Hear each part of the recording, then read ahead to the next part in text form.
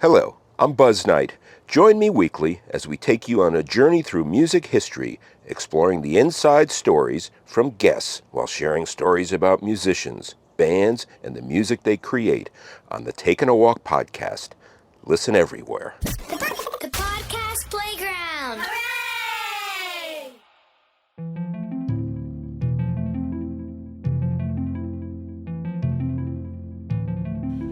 Hey folks, what's up? Welcome back to the podcast. It's your boy D. I don't even know what episode this is, man. Welcome back, y'all. Oh man, crazy week, real crazy week. Had to go and crutch word. Had to go down and see my sister-in-law. She actually got mauled by a pit bull, but it wasn't terrible. It was terrible, but it wasn't as bad as it could have been. Thank God. They did end up having to put the dog down, which is unfortunate because she had the dog for a long time, and that was her boo thing. But that's what happens. So today, folks, I think I'm talking about. Well, I know I'm talking about mental health again. I'm going to talk about this from time to time. It's one of the subjects that is kind of the driving force behind my podcast, or both my podcasts actually, is my struggles with mental health. For anybody who's joining and doesn't know anything about me, I suffer from severe depression and anxiety. It's pretty severe. It's severe enough to take medication for, to a couple of medications for, to try to balance me out. That's not the point. The point is, what I'm trying to do now, because, I'm in therapy. If I'm taking medication, then, I'm going into some sort of therapy. So I'm in therapy, and about 3 weeks ago, my therapist asked me to make a plan. When you want to, for when I'm finally done with therapy, or what that would look like what's my plan to move towards betterment? What's my plan to get myself back on track, so to speak? And she asked me to write this plan down, and it took a while. It took a while to sit down and figure out everything that I figured out I wanted to do for myself to help, because really that's what it is all the things that you're going to do for yourself.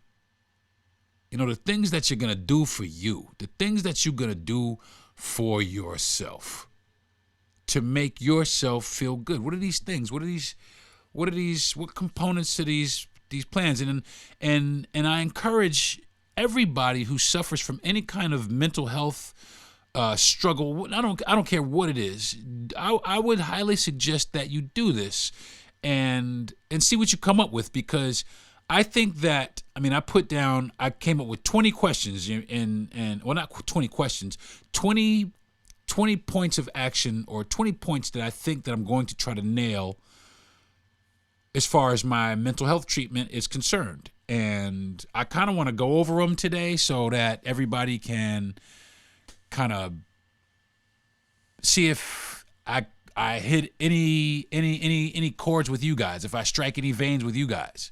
Maybe this is something that can help you guys put together your own list of things that you want to use to help you deal with mental health issues that you may have or may not have, or somebody else might have. Maybe this will give you some insight on how to help that person. So I want to go ahead and start the list, but I want to go ahead and quick fast do a mental health check for everybody. I hope everybody's mental health this week was really good. Mine was pretty good. Other than my sister-in-law having an accident, my week has been really good. I started taking another medicine called guanfacine, or whatever it's called, in conjunction with the Wellbutrin. And it has leveled me out a little bit, I feel. I've been taking it for a solid week now, and I feel a little more alert. I feel a little more focused. I feel a little more determined. I feel like I have a little more energy, some newfound purpose. I got a lot going on all of a sudden. I'm digging the guanfazine. But, of course, I'm medicated. And, of course, the object is to eventually get off medication and feel well enough that I can be off medication. That's the ultimate goal for me, is to, to eventually wean myself off of medication. And I don't want to wean myself off of therapy. I think that, I don't know if anybody's ever said this before, but I would continue therapy forever. I would continue, because I think that it's beneficial. I think that it's super necessary for a lot of people, but nobody takes it seriously. And anybody who is, who goes to therapy is ridiculed by their peers. Oh, you're crazy, or you're soft, or you a punk, or whatever it is. That's some bitch shit, whatever it is. People are afraid to go seek help for their mental health or for their mental condition that they maybe, and not for nothing, folks. That's a lot of the reason that the country is in the state that it's in, because think about it. A lot of these, I hate to say it like this, a lot of these mass shootings, that's mental health right there. That's somebody who is dealing with severe mental health issues. Somebody that can actually pick up a gun, walk into some place and kill a bunch of strangers, that has mental health issues written all over it. So I think that it's something I've said it before. I think I've done a couple of shows before about mental health. And from time to time, I will do shows about mental health because, like I said, it's one of the driving forces behind my podcast. So the first thing that I wrote down as far as my plan, which she wanted to call it a discharge plan, and I wanted to call it a plan to help my condition. I wanted to make a plan to help the condition, not to discharge me from therapy, which, that's what the plan ultimately was to eventually get discharged from therapy. But like I said, I don't want to be discharged from therapy. I don't want to be. I think it is immensely helpful. It is hugely helpful. And if you have an opportunity to go to therapy and you don't, you're a dumbass. So take the opportunity. If you got health insurance that allows it, don't be a dumbass and not go. Go, because it will open your eyes, and it is very necessary. We are running over each other here, and we're all getting filed down, and nobody's paying attention to it. And now, especially in the state of Florida, there's more guns than ever on the streets. So, with the state of the mental health and the state of the gun violence and the gun laws in this country, who knows what we'll see here shortly, and I hope that I'm wrong, and I hope that we see positive things, but with the way things are going currently, I find that really, really hard to believe and hard to get behind and start backing. So let me go ahead and get to this list. Number one, the first thing that I want to do as part of my plan is I want to try to set aside some time to meditate. Now, meditation is, some people are like, it doesn't work. Some people say, they swear by it, whatever. The reason that I want to meditate is because historically, my brain works very fast. I talk very fast. I get ahead of myself, and that's why I babble a lot, and that's why I have to, slow down sometimes. But I want to meditate because I want to try and learn or condition myself to completely clear my thoughts.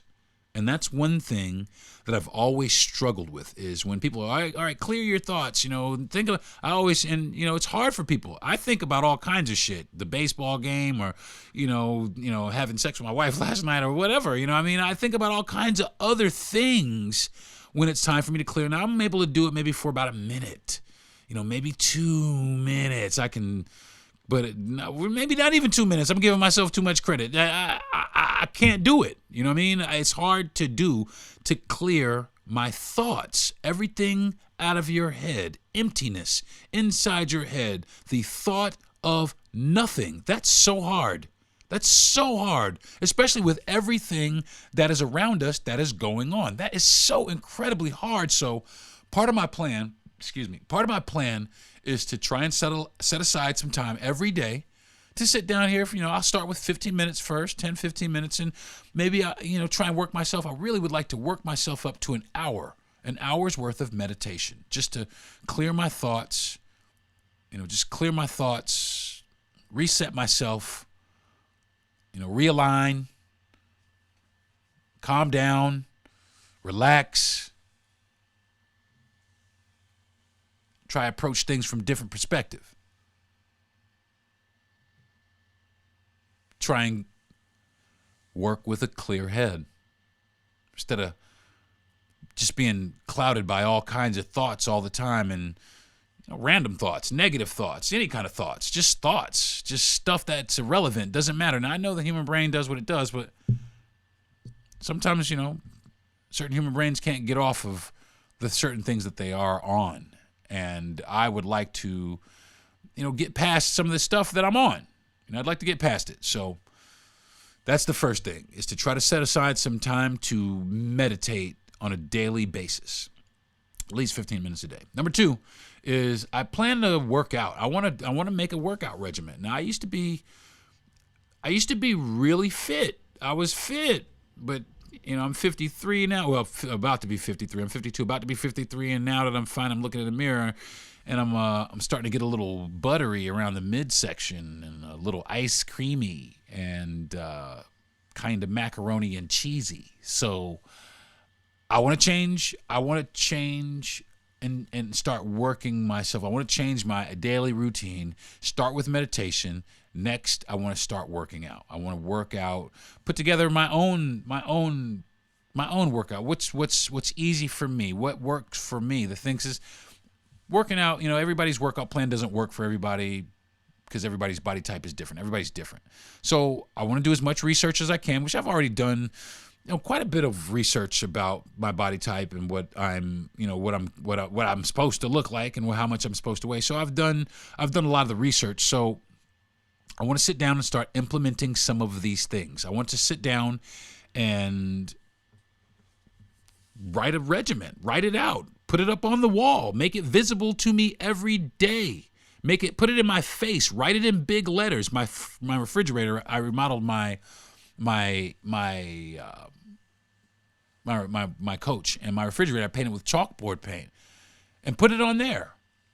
Put your workout regimen on there. That's what I did. That's what I'm all about that. I'm getting to the point where it's starting to consume everything. My every thought is getting back into shape. Because I want to be around, I want to have longevity, I want to experience some things with my wife, my wife is younger than I am. I don't want to be, I don't want to leave her, but we still joke. And I think I've said this before. We still joke. We going out together. We going to get in the car. We going to have some weed. We're going to turn on the car and go out to some carbon monoxide. We're going to turn on some Netflix. Y'all might find us naked in here. So that's how we going out. We going out, and also we just decided the other day that we're going to take the dogs with us. So you might find us in the garage with our dogs on some carbon monoxide one day. But on a serious note, I want to have some longevity. I want to be around. So, I want to add the workout regimen, get back strong. I don't feel like I'm strong anymore. I think. And it's true. After men reach a certain age, 40 or so, you start losing muscle mass and da-da-da-da. You lose testosterone, blase, blah. Thank God I still have a pretty decent amount of testosterone, according to my wife. But that's another story. But I want to get to the point where I can go back in the gym and, lift some weights and shoot some baskets is really what I want to do. I'm a basketball player, so I really want to go and start playing ball again, run with the kids. And one of the things I used to claim to fame was I could run out here with the 18-year-olds. And now I feel like I really can't do that too much anymore. But I feel like I still got it in me, but I just need to go and get it out. That's all it is. I just need to go and get it out. And now I'm older. I should take the time to be a little more active, because the last thing you want to do as an old person is freeze up. I don't want to be frozen up. I went to high school with a bunch of people, and now I look at some of them. Some of them look okay, but a lot of them look like they went to school 15 years before I did. They graduated before I did. We graduated together. Some people that graduated after me look older than I do. So, I want to try to hold on to that. And part of that is caring about my body and making sure that, I get some good exercise. And to continue that trend, number 3 is I also want to take steps to change my diet. Now, I'm a sugar asshole. I just eat sugar. I eat sugar for the sake of eating sugar. I'll stuff cookies in my mouth. I'll eat all kinds of shit. I mean, anything all the time. I bake. I make ice cream, candy, cookies, cakes, pies, souffles, bread pudding, anything. I bake it. I'm a baker. And I'm always making something sweet, from pound cake to sweet potato pie. I don't care what it is. But I'm 53. And I know that as people get older, things in their body don't work as well. I've got diabetics in my family. And I know that the more sugar you eat when you're older, your pancreas can't really keep up with it so much. You know what I'm saying? So I want to cut that back. I want to try to cut it down because the last thing I really want is diabetes. You know what I'm saying? That would just devastate me. So I feel like I'm pretty healthy right now, and I feel like this is a time that I can use now, to get back healthy, because the bullshit is this. A lot of men, we think when we get around 50 that's middle age. 40, 50 is middle. No. A lot of men only live to be like 60, 65. So mid-age for men is like 30-something, 35. You feel me? Middle age is like 30. That's ridiculous, right? Because we all think, middle age, when you get 60, that's middle age. No. For a lot of people, it's the end of life.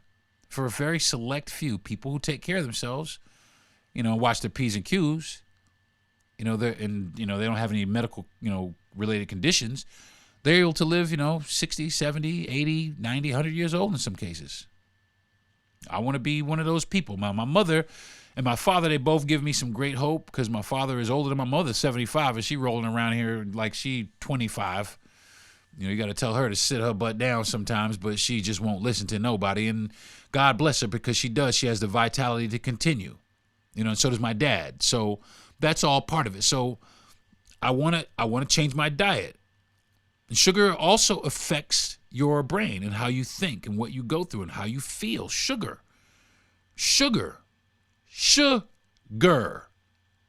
Along with some other stuff like dairy, but sugar affects how you feel. It affects your brain.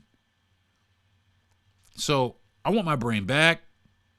So I have to take necessary steps to make that happen. My best friend's wife, she gave me the title of a book called The Addicted Brain. And I'm going to order this book, and I'm going to try and figure out about my addicted brain and how I can actually shake this stuff off. Because face it, folks, the things that we're eating is killing us. The stuff we eat every day is killing us. We have more banned food than any country on the face of the earth, the United States. And it's just simple. It's simple because we care more about making money than actual health. That's the reason why. That's the only reason why we care about actual money, because I'll prove it to you. If you're driving down the interstate, how many billboards do you see for broccoli or asparagus? How many billboards do you see for working out or a healthy diet? How many billboards do you see? None. But you see tons of billboards for Wendy's, Chick-fil-A, McDonald's, Burger King, Sonny's Barbecue, etc., etc., etc. You don't see tropical smoothie, nothing. And that all affects us, how we function, how we look, how we feel, our mental state. It affects us, folks. So I don't know about you, but I'm tired of food taking that control over me. I want to take control back over it, so I got to change my diet. Now, my therapist, she wanted me to make a plan for a discharge. But this next thing, number 4, is not necessarily that, because I do continue to seek therapy. I do plan to continue to seek therapy. I think everyone should. I honestly feel that I was able to open up more to my therapist than to anybody, my parents, my best friend, my wife, anybody. I was able to open up to her more because she didn't really pass that judgment on me. She wants to help me, and she's trained to know how to help me. And I know, that it's been beneficial to me. It's been super beneficial to me. I believe that, but I do believe that there are still a huge amount of issues that I need to work on. So at this particular time, I'm not really seeking discharge. I'm seeking more therapy, more knowledge about, because I figure the more educated I am about it, the better equipped I am to battle it and deal with it and try and get by it. I know it's never going to go away, but at least I can have it subside or, be circumvented in some way. And if I can learn how to do it through meditation and working out and my diet, then and therapy, continue a regimen of therapy, because that's part of my regimen also, then I can't be anything but successful, because since I have been in therapy, I feel like things have gotten better. I've cried a lot. I've cried so much. But I feel like almost every time that there's so much that has been lifted off of me or taken off of my plate, man. Because, face it, I don't care. And I really don't care who thinks what they think about me. Oh, this is crying out. Yeah, whatever. I don't care what you think about me. What I do care about is my ability to understand these things and my ability to get help for the things that I don't understand. And that's why I will continue to seek therapy, because there's so many things about my condition that I do not understand. I just don't understand. I don't get it. I don't understand how it happens. I don't know where it comes from. And I want to. So part of that is, for me anyway, is going to therapy every day. Number 5, that was a crutch word right there. It was a big crutch word. I'm calling them out, folks. Number 5 is I plan to make writing a really big part of that. Not just journaling. I'm not talking about journal. I'm talking about writing. I used to be a writer. I used to write stand-up comedy. I used to write stories. I used to write anything. Just write. I used to just write. Pad and pen, I used to write rhymes. I just was a writer for a long time. I've just not written anything down. I love to write about things because I have a very active imagination. If, I talk very fast, if you can't, put those two things together, I got a really active imagination. So I try and chronicle or write down some of the things that my imagination has. I've written stories, all kinds of things, and I just don't write anymore. So part of that, of my treatment, is to start writing again. No matter what, either start writing or go over something that I've written every day. No matter, for at least an hour. Sit down and write it. I write stand-up comedy. I'm a comedian. Sit down, write some jokes. Sit down and write some jokes. Get up and rehearse the jokes that you write. Read those jokes. Rehearse the jokes that you write. If it's you, folks, write down what it is for you. And then make it a point to get up and do it. Make it a point to get up and put in the effort. I know we're tired, man. We work all day and we're tired. But if you do this for yourself, I promise it'll get better for you. It'll be good for you. So write it down or do whatever it is that's your equivalent of writing for me. If you ride dirt trails on your motorcycle, then go out there and, ride to your heart's content, man. But do the things. Start doing that. Number 6 is put a little more effort, or really not a little more, a lot more effort in believing in myself and believing in my actual abilities. I'm talented. I have talent, but I shun my talent away. I wiggle away from it, and God will take it from you. If you don't use it, He'll take it from you. So I want to become more aware of it. I want to become more obsessed with it. I want to put the effort into believing myself, because a lot of times I just don't believe in myself, even though I have every tool that I need. I don't know if anybody ever saw this movie called The Last Dragon, one of my favorite movies in the world, and they should really remake that shit. But The Last Dragon was about a young black guy named Bruce Leroy. His name was Leroy, but his name was Bruce Leroy, and he studied Kung Fu in New York. And He had a master, and he was very devoted, and he was a great student, but he did not believe in himself. He didn't believe that he didn't believe in himself. And there was a rival in the movie, and his name was Show Nuff. And the one thing that Show Nuff had that Bruce Leroy didn't have, man, he had confidence. He knew. He had a whole, who am I? Show Nuff. Who's the meanest? Show Nuff. Who's the baddest? Show Nuff. He knew. Show Nuff was the meanest, was the baddest. He knew. Bruce Leroy kept telling himself that he wasn't. He kept telling himself that he was not that guy when really he was.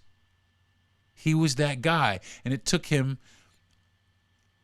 the whole movie to realize, well, he actually went back to his master looking for answers. And his master finally told him, he says, I am no longer your master. I have nothing else to give you. I have nothing else to give you. I have nothing else to offer you. You have to believe in you. So for me, I have to begin to really believe in myself and my abilities.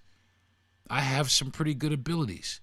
I know I got some pretty good abilities. I just got to continue to believe it and put those abilities out to the best I can. My best foot forward every time. And if nobody likes it or nobody digs it, hey, so what? It doesn't mean that I'm not valid or I don't have those abilities or those abilities are not good. It doesn't mean any of that. The next thing I want to do is I want to talk more with my family and friends regularly, because sometimes when I'm in a bad state, it always helps to talk to your family and friends, especially my sons. I want to talk to them, more. I want to talk to my kids more. I want to talk to my family and all of my people. I want them more. And I want to talk to them more because always when I'm in a bad mood, the first person I can call to really take me out of my bad mood is my mother. But I can't always reach my mother. But I can call my two best friends in the world, 3, 4 guys and immediately these guys, they know what to say to get me laughing, to take me out of my state of mind for that brief period of time. But it's short-lived because, we're just laughing and joking and being fools on the street. But we do, though. We laugh, and that does help. So I want to talk more with my friends. I want to be closer with my family. I want to call my siblings more and, and learn more about their lives and the things that they go through, because that's enriching for me. That enriches my life. That gives me a sense of pride to know that my family is doing well, to know that my family, or that I'm able to talk and have a good relationship with my family. So I want to go out. Number 8 is I want to go out and socialize more. And I don't go out right now. I used to go out, and the reason I don't go out no more is because I spent my whole life in the going out industry. I was a nightclub bartender in New York City for most of my working career. I was also a food and beverage manager between New York City and Florida. I've worked at some of the best, most world-renowned places, and it took everything out of me. It took my whole everything. It took the reason I'm here is because of that business, the hospitality industry. The reason I take medication, one of the main factors is the hospitality industry, and that is so true. And if you are in the hospitality agency, and this is off the subject, I encourage you, go get some help, y'all, because you'd never believe the things that have affected us. You'll never believe it, and once you go to therapy, you'll begin to realize it. And I learned that it was hurting me. It was killing me. It was one of the things that was making me the most depressed, because I was unable to spend any time with my children, because I always worked at night. I always worked on the weekends, and I missed my oldest son. I missed him growing up from working. So I had to learn, that, your story is not more important to my children, because they make it seem like, my son has, a baseball game. Oh, well, we really need you on Friday night, but his baseball game is on Friday night. Well, I don't know who else is going to cover the shift, but my son has a baseball game on Friday night. Well, either you come in on Friday night or you don't work here anymore. Well, I guess I don't work here anymore, which contributes to mental health issues, because now you've quit your job, You know what I mean? So I never wanted to do that. I've been fired from jobs, but I never wanted to quit my job. But I've had to. I've had to in order to maintain some level of sanity. That's the truth. So I podcast now and trying to focus more on myself and not so much on somebody else's business or hospitality or bending over backwards or the customer is always right. Not so much that anymore. It's much more with me and concerning with me. So I want to go out and I want to socialize more with my friends so that I don't have to rely on a business to give me, or my job to give me a sense of purpose or being or belonging. I don't have to rely on that. And I'm not tied to it. And I don't feel like I'm tied to it or like I'm trapped to it or slave to this business. I felt so long that this was the only thing that I knew how to do was serve tables and tend bar and manage places. And I learned that is so not true. There's 10 million other things that I'm very, very capable of. And that goes back to number 6. I have to believe and put forth effort in believing my abilities. So let's see. I got to number 8. Number 9 is focus on creating new memories. And that is true, because if you dwell in the past, you'll never get out of it. You'll never heal. You'll never get past. But you have to. You have to. I mean, you don't have to, but if you want to get better and you want to heal, then you got to. You got to move on and you got to focus on other things. And one of the things is focus on creating new memories with the people that are in your life that genuinely care for you. That's what you have to do. Make new memories. There's people in your past that have hurt. They're family members that have hurt you beyond measure. I know people who don't talk to their family members because they've hurt them beyond measure. And it's so sad.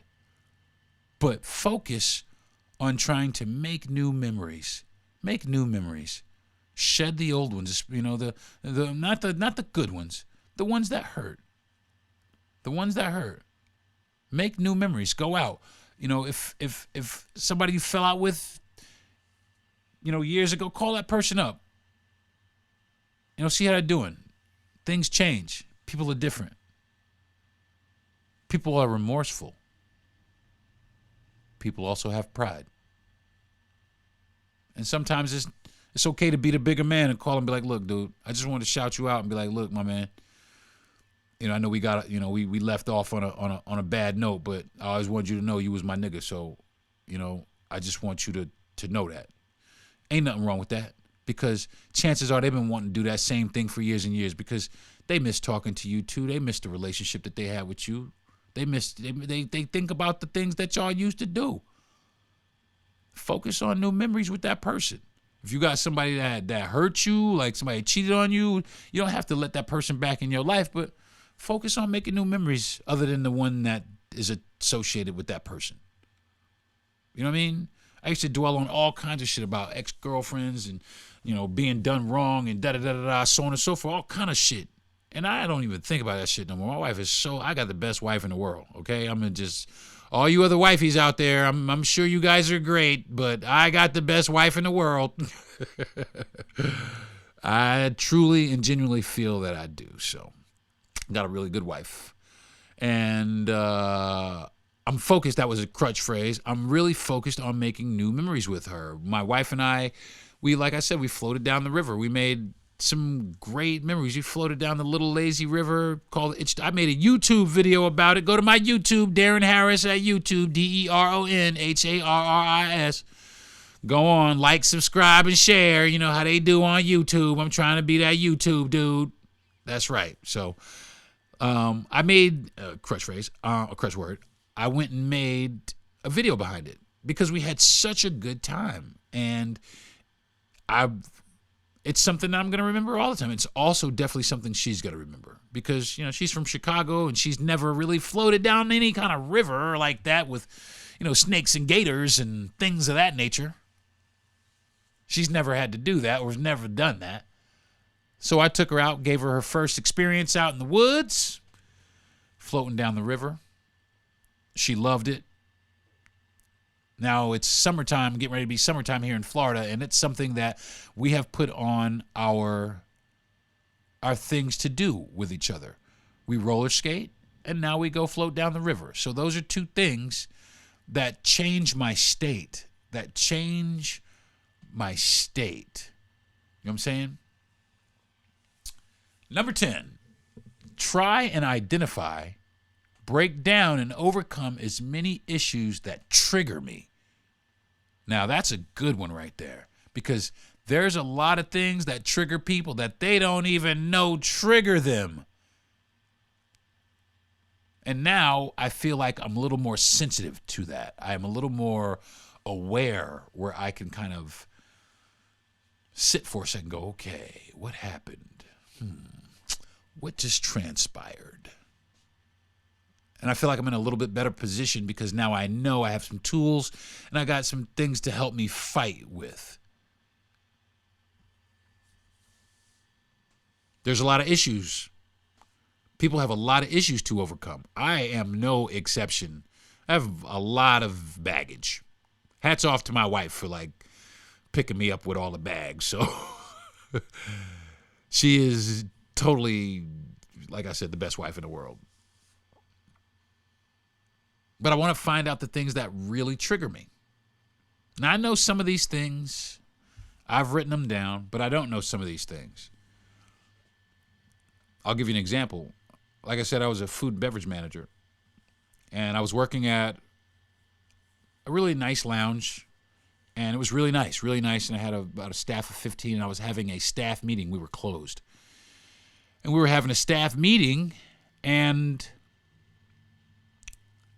about halfway through this meeting, the meeting was an hour long, about 30 minutes into this meeting, I started having this feeling like I was going to just burst and just choke up and cry. I had no idea where it came from. I didn't know what caused it. I didn't know anything. And I tried to fight back some tears, and next thing you know, I'm bawling in front of my staff. I was so embarrassed. I did not know what happened. I ran back in the office. Some people ran back, hey, D, man, you all right? You okay? Yeah, I'm good. I didn't want to open the door because I'm bawling. I made up some bullshit as to why I was crying, but I didn't know myself. I didn't even know myself, and that's when I knew that something is really wrong, and there are some things that are triggering me that are bringing these things out of me. So I need to find out and figure out what the problem is. And by the way, this was like 3 years ago, 3.5, almost 4 years ago that this happened. And since then, I've had other episodes similar to that. I just never know where it came from. And then I was diagnosed with, severe depression and anxiety. And then I started putting 2 and 2 together. And next thing you know, now I'm on medication. And that's okay. That's quite all right. It helps. It helps me. It's helping me. I do want to get off it. I do eventually want to wean myself off of it. But for right now, I can tell it's working. You can tell it's working because all those same feelings are still there. They're just dull now. They're a little dull. I'm not really dulled down as a person. That was one of the things that I was most concerned about when I started taking the medication. They were like, oh, you might, experience that. I was like, I don't want to be a different person. I don't want to look or appear medicated. That's the whole thing. I don't want to be Mr. Slobber down my chin. I don't want to be that dude. So I need to have some medication that's not going to do. Also, I need to have medication that's not going to give me no sexual side effects, because we gets it in at my house. Okay? So anything with sexual side effects in it, you can miss me with that. Period. So as long as those two things, I'm not allergic to it. I was open to taking the medication. So I've been on Wellbutrin now for about a year, and I just started taking guanfacine about a week ago. And man, you can tell it's doing stuff. You can't feel it per se. It doesn't feel like anything physical that you can feel. It's more like things that you're able to notice about yourself. It's things that you notice. And that was good because I didn't want to feel high or, like I said, medicated or anything like that. I didn't want to be that dude. I don't want to be that dude. But this is really, I mean, where I'm at right now is a good space.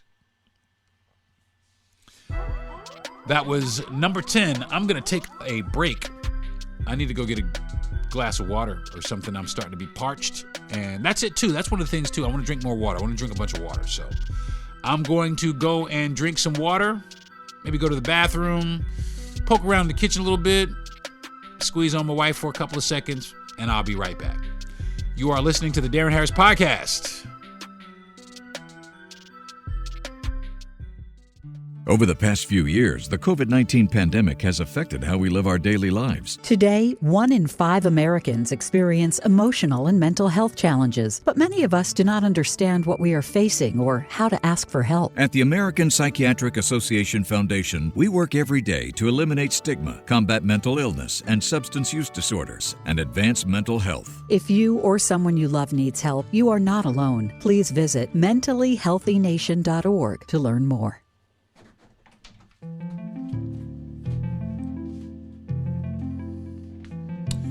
Hey folks, what's up? Welcome back to the podcast. I'm Deron Harris. If you're just joining me, I'm talking about everything that I'm going to do to combat, I guess, the mental issues that I go through. Let's just put it like that. Let's just do it like that. The mental issues that I go through. So I went through a list. I'm halfway through a list of 20. I did 10 and I took a break, and now it's time to get on with the list. And like I said, I wholeheartedly encourage anybody who's listening or has listened to get a piece of paper and a pen and write some things down. Write some things down. Try and get to the point where you are searching out these things, the different triggers that you may have, and write down things that you are going to try and do to circumvent that or try and fix those things, because a lot of people think that they're stable, but the truth is the majority of us suffer from some sort of mental episode, or some sort of mental disability, or some sort of mental issue. The majority of us. There are a few that are, I guess, for lack of a better phrase, good to go. But there are a lot of us that aren't. And the first step to getting better is really kind of just admitting that there is an issue in the first place. And that's the problem. A lot of people don't admit it. They don't like to admit the fact that something is wrong, or that they're sad, or that they're afraid of certain things that are happening in their lives. And they go through this life putting up this front like they this cool, calm, and collected, level-headed, guru. And it's really not the case. I'm guilty as charged. I used to tell people this bullshit. I used to say, I don't stress. I handle stress differently. No, I don't. I handle stress just like everybody else. Everybody handles stress similarly. Well, the same. Stress is stress. No matter what the stressor is, it's still stress. And stress can cause problems, deep-rooted problems. And if it goes unchecked, it could last a lifetime. It could go on forever. And you would never know what happened. That's why I'm glad and I've said a couple of you knows, but I'm glad that I found a really good therapist that helps me mow over all these issues. So I'm going to get back to the list. All right. Number 11 on this list. Like I said, I did 1 to 10. If you're just joining me, go back and listen. Grab the first 10 and then continue on. But number 11 is try and have less rules. Fewer rules equals less triggers. You feel me? The fewer rules that you have, the less triggers that you have, the less things there are that will make you angry, that could piss you off or send you into some volatile rage.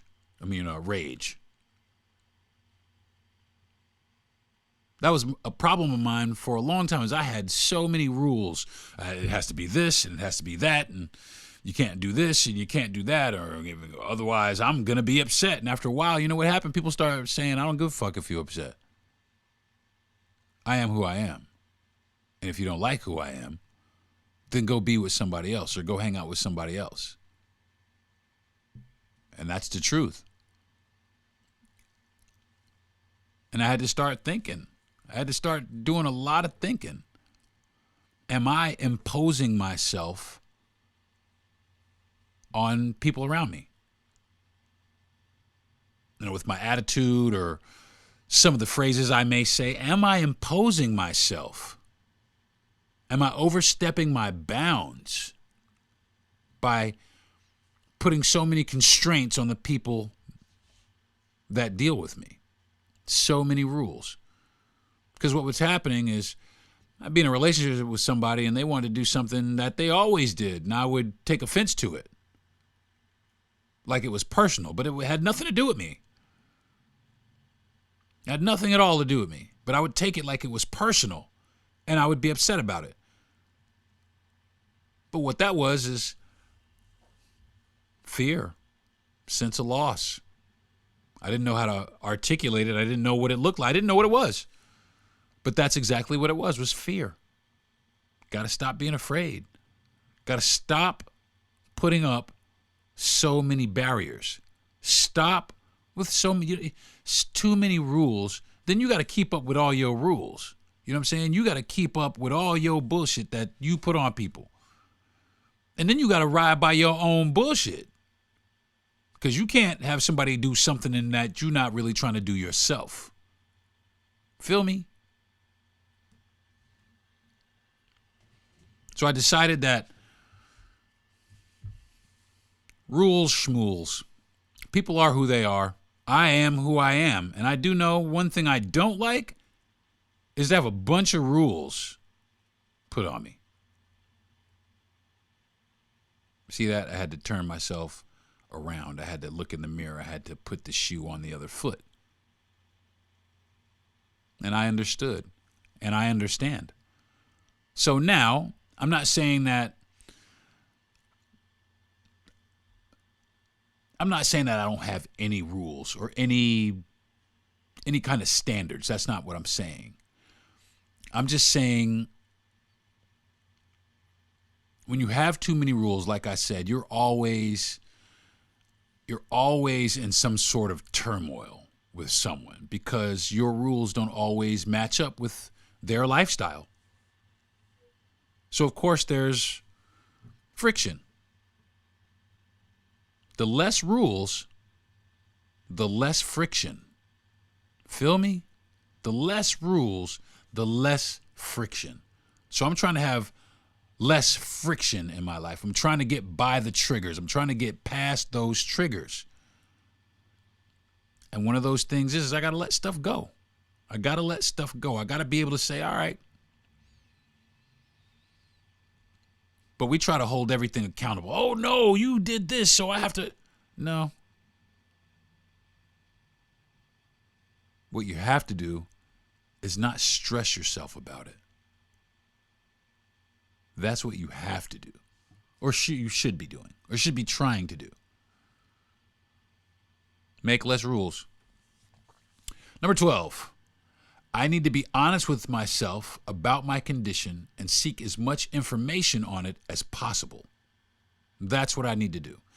I need to know everything I can about what causes me to go through some of the episodes that I go through. I need to know that. I need to figure that out. I need to do as much research, read as many books, watch as many documentaries as I can. What I do now is I ask my therapist or ask my psychiatrist, listen, I ask them the questions. And they're pretty good about answering the questions. They're pretty good about it. They tell me. They tell me about my condition. They tell me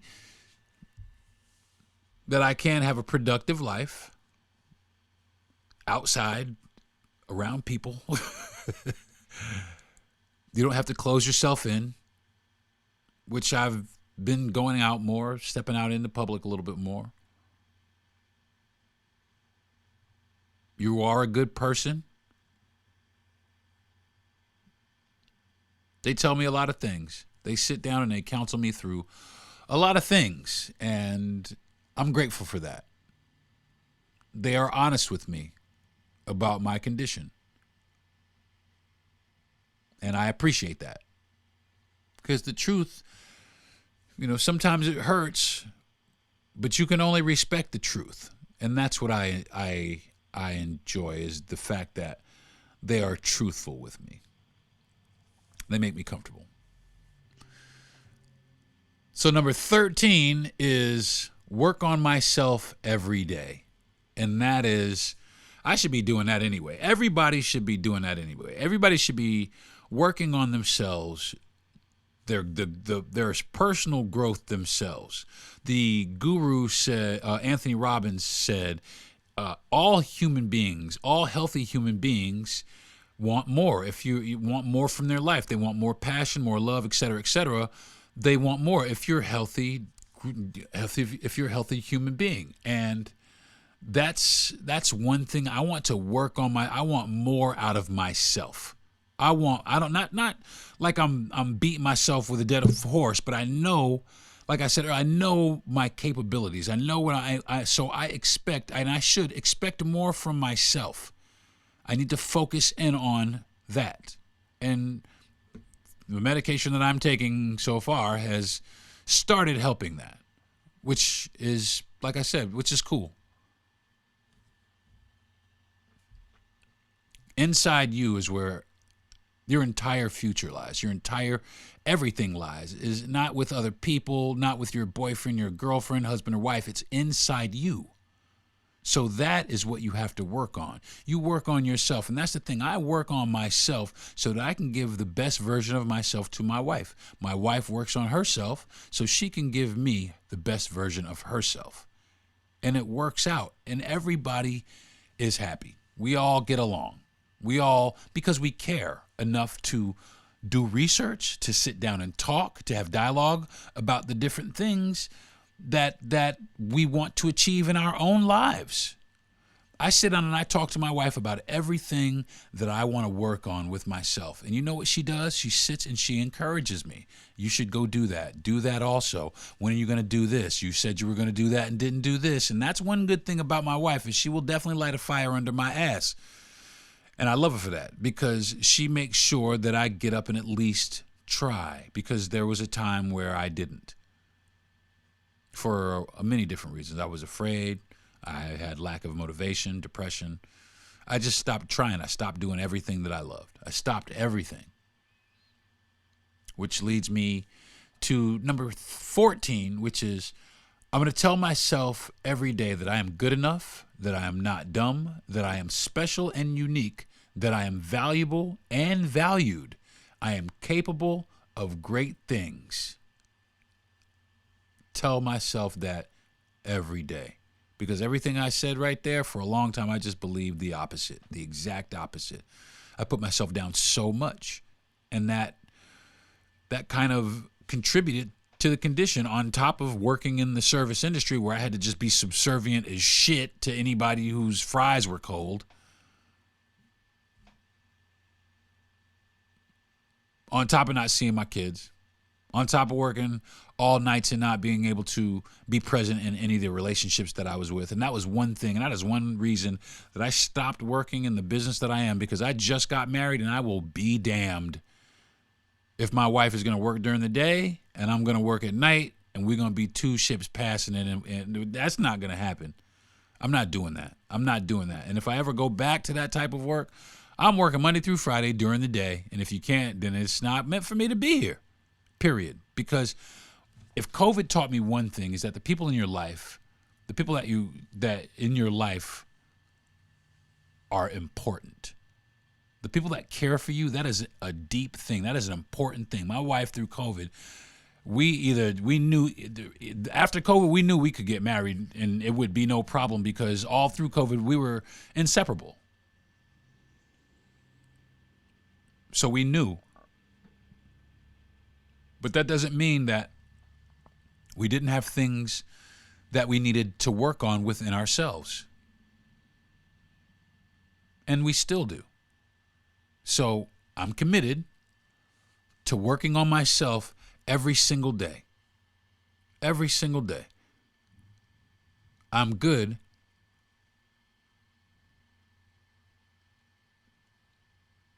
I got to tell myself. I got to let myself know. I got to be like, D, you know. We all do. We all do. Because I'm sure that we all feel sometimes that we are inadequate. That we don't stack up next to the person next to us. I remember when I was acting, I'd go on auditions. And it was crazy because I'd go in this audition, and when I was outside, I'd be hyped up about the audition. But as soon as I walked in the audition, I'd get a reality check because there's 10 other dudes, 15 other dudes in this room that look exactly like you and can do the exact same thing that you do. And all of a sudden, you don't feel so important. You feel pretty mundane, pretty regular, pretty run-of-the-mill. But you have to believe that you're not that. And that is the key. That is the thing. That's the thing that separates people. You got to believe. You got to believe. Okay. Number 15 is kind of the conjunction to the continuation of number 14. Number 14, I said, to tell myself that I'm good enough, that I am not dumb, that I am special and unique, that I am valuable and valued, and I am capable of great things. And number 15 is, I have to work on actually believing that. Because I can say it as many times as I want to. But if I don't believe it, then it's hollow. I have to believe myself. I got to believe, not only believe myself, believe the things that I tell myself, believe my dreams and aspirations, believe. Because if you introduce just the slightest bit of doubt, then you won't do anything. You won't get it done. Ask me how I know. Slightest bit of doubt will make you procrastinate the greatest times in your life. The slightest bit of doubt can make you miss the opportunity that you've been waiting for. Just the slightest little bit of doubt. And we all have it. We all have it. Even the finest motherfucker, the dime pieces. Listen, we all go through that. We all feel inadequate to something or someone else. But we have to remember that we're not. Even if we are, you don't tell yourself that. You never put yourself down.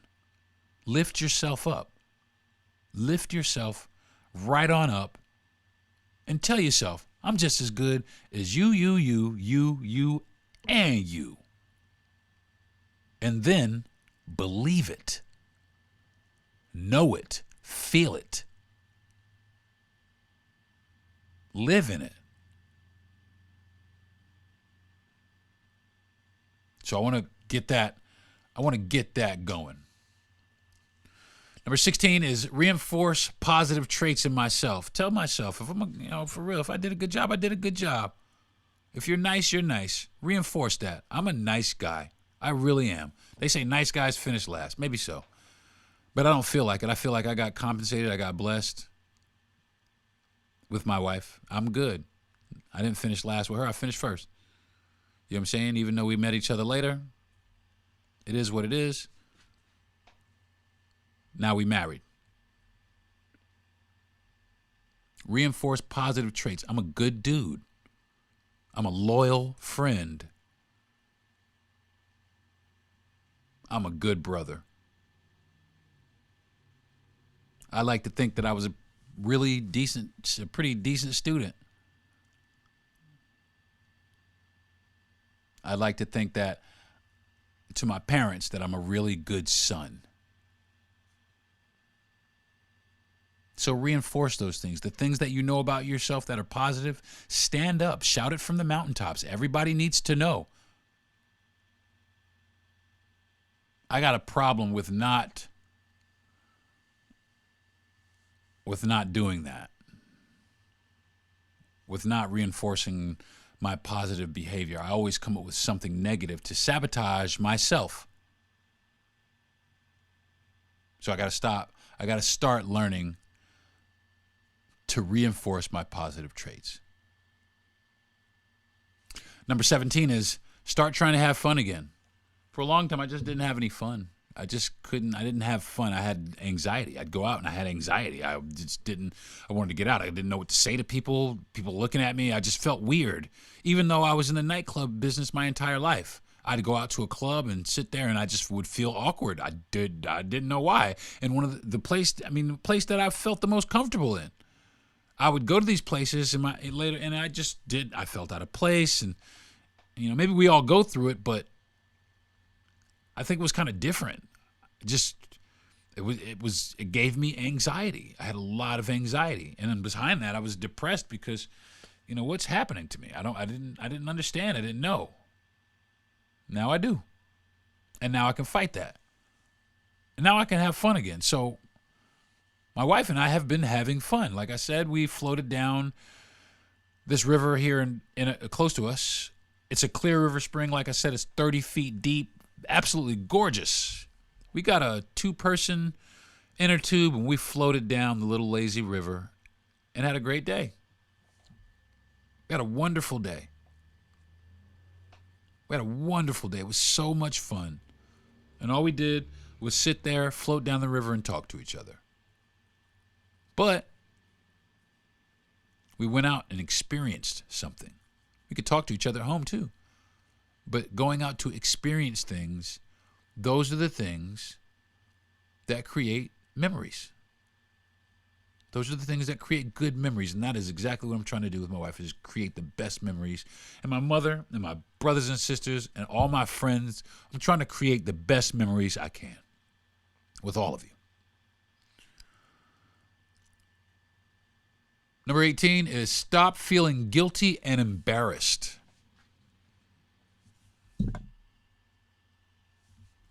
It's just that.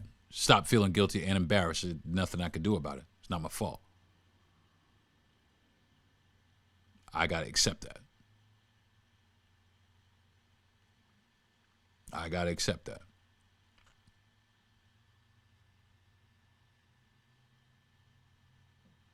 Guilty, man. People hate being guilty of the shit they're guilty of. They really do. And I'm no different. But if you don't do anything and you experience guilt, you got an issue. There's an issue there. And don't get me wrong, I'm guilty of some shit. Yes, I did that shit. But there's a lot of shit that I'm not guilty of that I take on the burden of guilt for that situation or that action or whatever it is. And I shouldn't do that because it burdens me down. Or embarrassment. I don't have anything to be embarrassed about. Nothing. Everybody's had embarrassing moments. Nobody is perfect. But I would feel embarrassment for other people.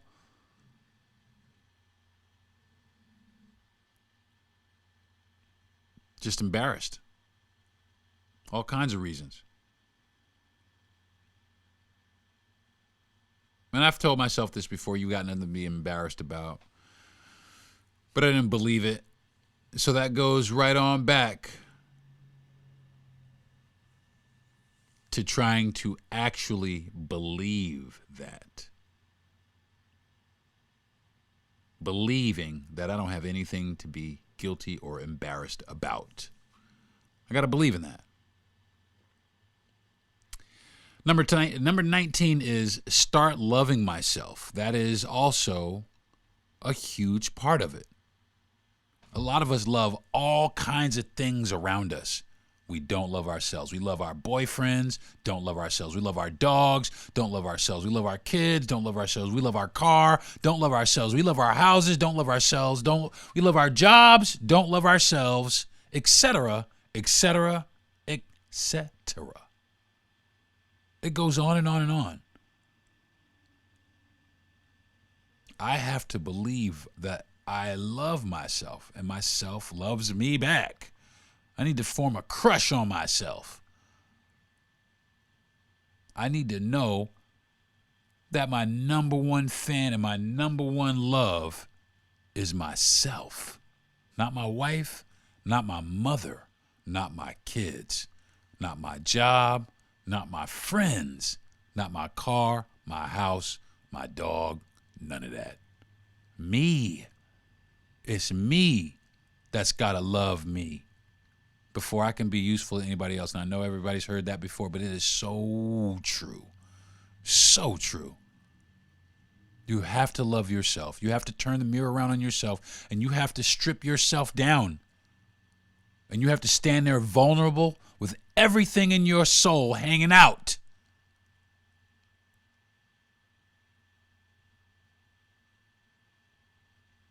And you got to tell yourself that you are good enough, that you are not dumb, that you are special, that you are valued and valuable, and that you love yourself. I love myself. And it took me a long time. I've tried to take my life, all kind of shit. But recently, it's crazy. I've figured out that, man, I love myself. I love myself. I love myself. Now, I'm not a narcissistic motherfucker or nothing like that, but I do love the shit out of myself. I love myself so much that I'm willing to work on myself to give other people in my life the best version of myself. That's how much I love me. And not even other people. Give me the best version of me. Too much time down here in the dirt. Too much time down here wallowing around with people I shouldn't be wallowing around with. All kind of shit. Too much time wasted. Woulda, coulda, shoulda, all that shit. That shit is over. It's all about me. Yes, it's all about me. It's got to be. Just like it's got to be all about you. Because if you love yourself, you will do anything in the world to make you happy. Facts. All right, the last one, the last entry is start doing things I love again. You ever have something that you did that you love to do that you just don't do anymore? I have a lot of that stuff. I got a lot of that stuff, like a lot. But slowly but surely, I am starting to take on these different things with the addition of my podcast. So I'm taking on these additional, these additional things that I love to do, that I used to do, that I put away, and now I'm starting to pick them back up again. And it feels good because, man, I forgot how much I love some of the shit that I do. And how happy that it made me, and how independent that I felt, and how confident that I felt, and how accomplished that I felt. When I was loving comedy, when I was doing what I loved, there was nothing anybody could tell me about it. I loved it. Nothing that anybody could say about it. And somewhere along the way, I lost the love for it. I lost the love for a lot of things. But I've found that love again, and I am just as passionate about stand-up comedy as I used to be. Maybe even a little bit more. So I'm going out to start doing not just stand-up comedy, but everything that I love. I'm going out and starting to do that shit again. And I don't care what it takes, what I got to do. I'm going to do it. Come hell or high water.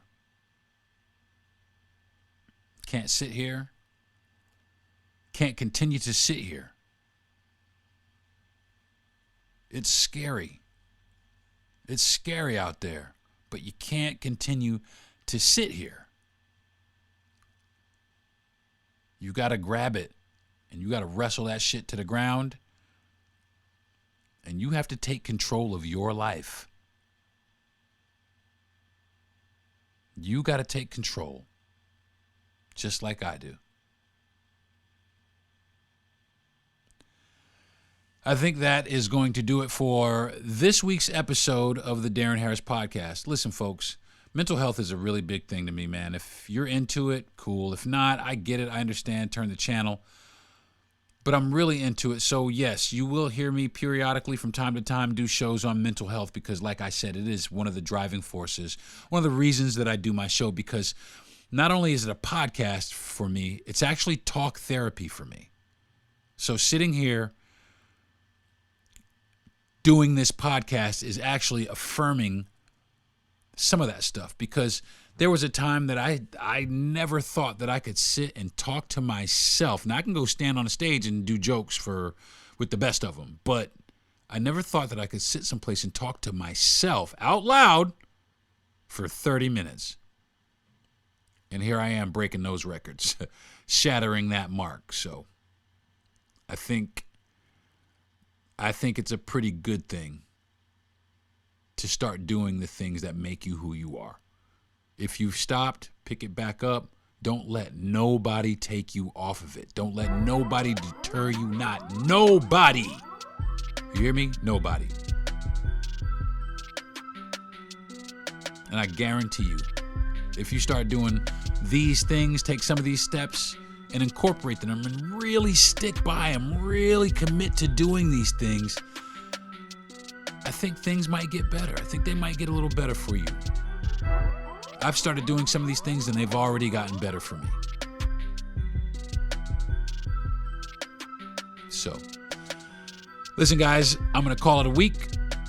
But before I do that, I want to thank my wife, Yvonne, for being the best wife in the world. I want to thank my mother for being the best mother in the world, and my dad for being the best father in the world. I want to thank my best friend for giving me the courage to do this podcast, and also for being me on social media.